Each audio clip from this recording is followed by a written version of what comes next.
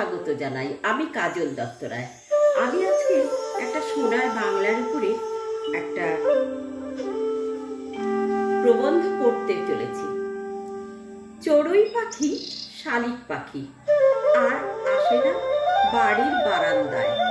ঘুঘু পাখি, কলরব, পানকৌড়ি, পাতিহাঁস তারা কোথায় গেল জানি না তাও। বাড়ির ছাদের রেলিংয়ে আর এসে বসে না মা হনুমান তার বাচ্চা নিয়ে।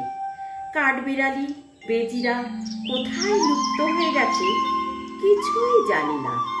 হায় গঙ্গাফড়িং প্রজাপতি জোনাকিরা আজ আশ্রয়হীন। শামুক, ঝিনুক, গুগলি, খলসে, পুঁটি, প্যাকাল জলাভূমির অভাবে বিলুপ্ত প্রায়। সেই সাথে দুর্লভ শালুক, শাপলা, পদ্ম, পানিফল আর কচুরিপানা। কেঁচোকেন্ড পিঁপড়েরা বাসা বাঁধে কি আর মাটির গর্তে?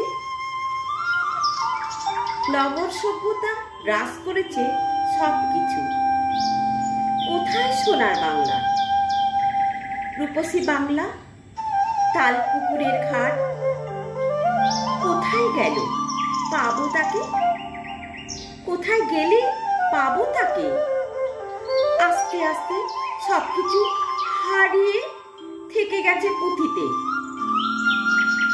আমরা পারবো আবার সেই প্রকৃতিকে ফিরিয়ে আনতে?